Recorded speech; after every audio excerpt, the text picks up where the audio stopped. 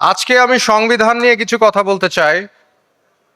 সংবিধান নিয়ে আমাদের এখন সতর্ক হওয়ার সময়। সংবিধান নিয়ে সামনে সমস্যা হতে পারে। এখন প্রথম প্রশ্ন হচ্ছে, সংবিধান কি জিনিস? সংবিধান কি জিনিস এটাই কিন্তু আমরা ক্লিয়ার না। সংবিধান প্রাইমারিলি একটা ফিলোসফিক্যাল টেক্সট। সংবিধান কিন্তু একটা দর্শন, যেই দর্শন দ্বারা আমাদের দেশ পরিচালিত হবে সেটাই একটা সংবিধান। এটার ভিতরে লিগ্যাল এলিমেন্ট আছে, বাট প্রাইমারিলি সংবিধান হচ্ছে আ ফিলোসফিক্যাল টেক্সট। এখন এই যে দেখেন, সংবিধানে আছে fundamental principal, socialism, democracy, secularism. এগুলি কিন্তু সবই ফিলোসফিক্যাল পয়েন্ট। সোশ্যালিজম ফিলোসফি, গণতন্ত্র ফিলোসফি, সেকুলারিজম ফিলোসফি। এখন সংবিধান যে সংস্কার করার প্রক্রিয়া চালু হয়েছে, সেখানে আমাদের খুব সতর্ক থাকতে হবে। কারণ আমরা যদি দর্শন না বুঝি, তাহলে আমাদের অনেক কিছু সামনে সংবিধানে প্রবলেম ক্রিয়েট হবে। সংবিধানের দ্বারা আইন সৃষ্টি হয়। সংবিধান আপনার মাইকেল রস্কিন বলেছে, constitution is the yardstick by which the activities or the people are measured, of the people are measured. তার মানে সংবিধান এমন একটা জিনিস যেটা হচ্ছে মানদণ্ড, যেই মানদণ্ড দিয়ে আইন এবং জনগণকে বিচার করা হবে। তো এখন এই মানদণ্ডটা আমাদের জনগণের সাথে যায় কি না, সেটা আমরা কিভাবে বুঝব? ধরেন সেকুলারিজম, আরও যেগুলো আছে সেটা হচ্ছে, ফর এক্সাম্পল, সংবিধানের মধ্যে বলা আছে ইকুয়ালিটি, হিউম্যানিটি আর সোশ্যাল জাস্টিস, সাম্য, সামাজিক মর্যাদা আর ন্যায় বিচার। সমস্যাটা কোথায়? আপনি মানব, হিউম্যানিটি বলতে কি বুঝান? এইটা হয়তোবা এখন আপনি যদি ধরেন সংবিধান ক্রিয়েশনের সময় আলেমদেরকে নিয়ে আসেন, ওনাদের কাছে শুনে হয়তোবা ভালো লাগবে যে মানবতায় তো আমরা সবাই বিশ্বাসী, কিন্তু এটা যে একটা সমস্যা, এটা ধরতে হবে আমাদের। মানবতা কি? মানবতার মানদণ্ড কি?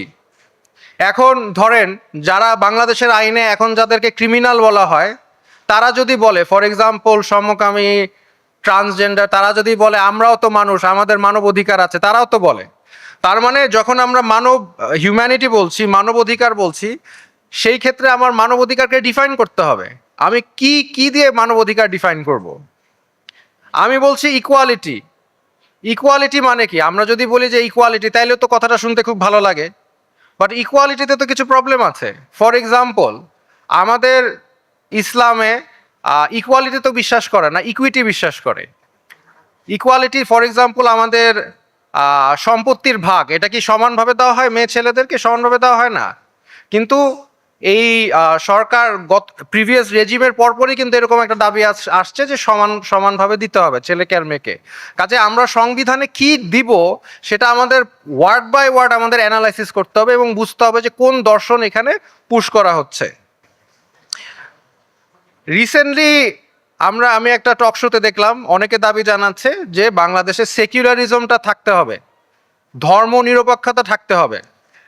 এইটা কি কোনোভাবে মানা যায়? ধর্মনিরপেক্ষতা কথাটা শুনতে সুন্দর, কিন্তু ধর্মনিরপেক্ষতার অনেক সমস্যা আছে। মানে যারা দর্শন বুঝে তারা বুঝবে। যেমন আমি একটা এক্সাম্পল দেই, একটা বই আছে ম্যাকলিওর আর টেইলনের, secularism and freedom of conscience. সেখানে তিনি বলেছেন যে a political system that replaces religion with a comprehensive secular philosophy as the foundation of its action makes all the faithful members of a religion into second class citizen. তার মানে secularism যখন থাকে, তখন যারা ধর্মে বিশ্বাসী তারা সবাই সেকেন্ড ক্লাস সিটিজেন হয়ে যায়। কারণ কি? কারণ হচ্ছে citizens, since these citizens do not recognize the reasons and evaluation enshrined in the official recognized philosophy, in this case secularism. In other words, that political system replaces established religion as well as the core beliefs that define it with a secular but anti-religious moral philosophy, which in turn establishes an order of metaphysical and moral belief. যার অর্থ হচ্ছে যে আমাদের যখন সেকুলারিজমকে push করা হয়, ধর্মনিরপেক্ষতা, যারা ধর্মনিরপেক্ষতার এই দর্শনে বিশ্বাসী না, তাদেরকে সবাইকে সেকেন্ড ক্লাস সিটিজেনে কনভার্ট করা হয়। এবং উনি বলতে চাচ্ছেন এটার কারণ কি, যে এইটা একটা পলিটিক্যাল সিস্টেম যে নিজেকে সুপিরিয়র দাবি করে, যে আপনার ধর্ম নিরপেক্ষতা থাকতেই হবে। এখন হোয়াট ডাজ দ্যাট মিন, আসলে এটার মানে কি, সমস্যা কোথায়? ধর্মনিরপেক্ষ ধরেন আমরা ধর্মনিরপেক্ষতা, সমস্যা কি? সমস্যা হচ্ছে আপনি সেকুলারিজম বলতেছে রাষ্ট্র চালানোর ক্ষেত্রে ধর্মের কোনো অবদান থাকতে পারে না। তাহলে প্রথম প্রশ্ন, রাষ্ট্র চালানোর ক্ষেত্রে অবদান কার থাকবে?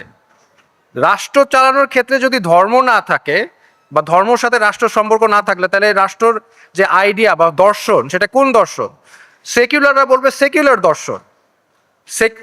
তার মানে কি, তারা তাদের আইডিওলজি, তাদের ভ্যালিউজ সেটা আমাদের উপর চাপিয়ে দিবে, চাপিয়ে দিয়ে আমাদের সবাইকে সেকেন্ড ক্লাস নাগরিক হিসাবে আমাদেরকে রাখবে। এবং আমরা দেখেছি যে গত রেজিমে আমরা কিন্তু সেকেন্ড ক্লাস নাগরিক হিসাবেই ছিলাম, আমি ছিলাম, আপনারাও ছিলেন। এই সেকুলারিজম যদি আবার পুশ করা হয়, আবার সংবিধানে দেওয়া হয় ধর্মনিরপেক্ষতার নামে, আমরা আবার সেকেন্ড ক্লাস নাগরিক হয়ে যাব। তো এই জন্য আমাদের এই সেকুলারিজম, এই একটা ফিলোসফি, এটা থাকতে পারে না। But at the same time আমরা বলতে চাই যে এই শুধু সেকুলারিজমই তো প্রবলেম না। আচ্ছা, আমার ধর্মে ধরেন কিছু আইন কানুন আছে, আমাদের ধর্মে কিছু ভ্যালিউজ আছে, কিছু বাধা নিষেধ আছে। যদি আমার রাষ্ট্রের সংবিধানে যদি সেই বাধা নিষেধ বা ধর্মের রিফ্লেকশনটা না থাকে, তাহলে কি আমি ধর্ম ডিনাই করছি না? তার মানে কি আল্লাহ সুবহানাহু ওয়া তাআলা, যেটা অনেকে বলছে, আমি সেটা পরে বলছি, আল্লাহ সুবহানাহু ওয়া তাআলা যখন আমাদেরকে নামাজ পড়তে বলেন, উনি ঠিক বলেছেন, আল্লাহ সুবহানাহু ওয়া তাআলা রোজা রাখতে বলে ঠিক বলেছেন, কিন্তু রাষ্ট্রের কিছু কথা সেগুলো কি উনি ভুল বলতে পারেন? তাহলে আমরা সেকুলার হচ্ছে কিভাবে? আমরা সেকুলার হব কিভাবে? এটা কি পসিবল? কিন্তু আমাদেরকে যদি এই ধরনের সংবিধান দেওয়া হয় যেখানে সেকুলারিজম পুশ করা হয়, সেখানে আমাদের সতর্ক থাকতে হবে, কারণ আমরা কোনোভাবেই সেকুলারিজম মানতে পারি না। আর আমাদের বলা হচ্ছে রাষ্ট্রধর্ম ইসলাম, কিন্তু ফান্ডামেন্টাল স্টেট পলিসির মধ্যে আমাদের ইসলাম আসতেই হবে, সেকুলারিজম বাদ দিতে হবে আর ইসলাম আনতে হবে। কারণ আমাদের দেশে এমন কোনো পলিসি সংবিধানে থাকতে পারে না যেই পলিসির দ্বারা ইসলাম বিরোধী হয়। সেটা ইনশিওর করতে হলে ফান্ডামেন্টাল স্টেট পলিসির মধ্যে ইসলাম থাকতেই হবে। আমাদের সংবিধানে আছে যে আমরা ন্যাশনালিজম, সোশ্যালিজম, ডেমোক্রেসি বিশ্বাস করি, আমরা হিউম্যান রাইটস বিশ্বাস করি। তো এইগুলো ফান্ডামেন্টাল প্রিন্সিপাল, এগুলো আছে। তো এখন হিউম্যান রাইটস, মানবাধিকার কি এখন এখন আপনি যদি এখন সংবিধান, এই যে এখন যে সংস্কার করা হচ্ছে, সেখানে যদি আপনি মানবাধিকার বলেন, এইটা শুনতে খুবই ভালো, খুবই মিষ্টি, কিন্তু মানবাধিকার এটা এখন ফর এক্সাম্পল আলেমুল আমাদেরকে যদি বলেন আপনি মানবাধিকারে বিশ্বাস করেন কিনা, সবাই তো বলবে বিশ্বাস করে, কিন্তু এখানে যে দার্শনিক খেলা আছে এটা ধরতে হবে। সেটা হচ্ছে মানবাধিকার বলতে তারা কিন্তু আমাদের আন্ডারস্ট্যান্ডিং অফ মানবাধিকারে বলে না। তাদের মানবাধিকার হচ্ছে দ্বিতীয় বিশ্বযুদ্ধ জয় করার পরে ইউটিলিটেরিয়ান বা পশ্চিমা যে দর্শনগুলো আছে, সেগুলি কিন্তু সাদা কিছু মানুষ এগুলো মানবাধিকার হিসাবে লিখে দিচ্ছে। সেখানে যারা বাঙালি, নিজেদের বাঙালি বলেন এবং মানবাধিকারে বিশ্বাস করেন, তাদের কাছে আমাদের প্রশ্ন করা উচিত যে আপনি বাঙালি হয়েছেন, কিন্তু আপনার যখন universal declaration of human rights যখন পশ্চিমারা লিখেছেন, তখন ওখানে কয়জন বাঙালি ছিল, কয়জন ফিলিপিনো ছিল, কয়জন চাইনিজ ছিল? আলটিমেটলি মানবাধিকার বলতে সাদাদের দাসত্বেও বা আমরা যে কলোনিয়াল আমাদের ইতিহাস আছে, সেই কলোনিয়ালিজমই আমাদের প্রতি চাপিয়ে দেওয়া হচ্ছে।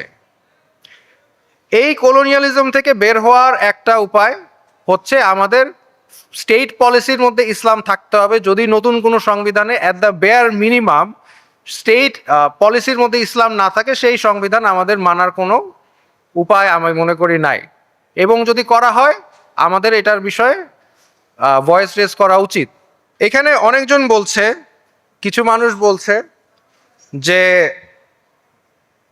হিন্দু জাতীয়তাবাদ ফ্যাসিস্ট, আপনি এখানে যদি ইসলাম জাতীয়তাবাদ ধরেন তাহলে সেটাও নাকি ফ্যাসিস্ট।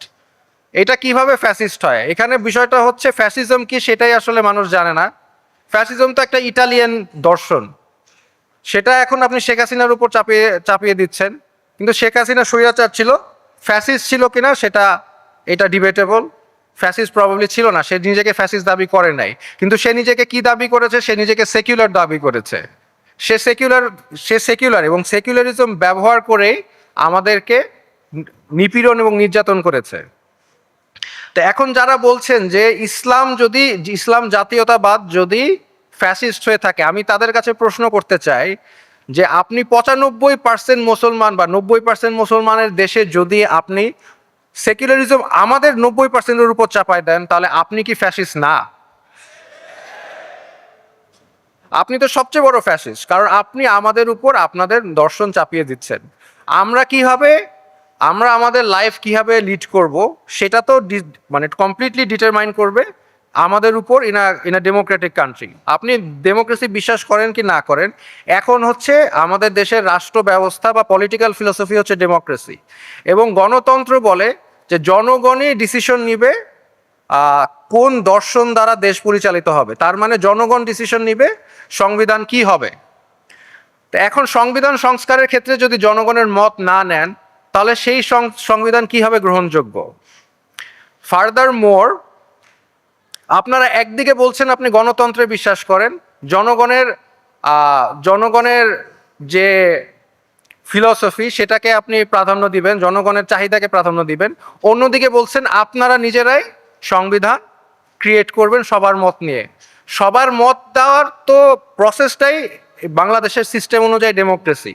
তো আমি যদি আমার ডেমোক্রেটিক রিপ্রেজেন্টেটিভ দ্বারা সংবিধান চেঞ্জ না করতে পারি, আমার ওপিনিয়ন না দিতে পারি, তাহলে আপনি সংবিধানটা কিসের ভিত্তিতে কার সাথে কনসাল্ট করে দিচ্ছেন?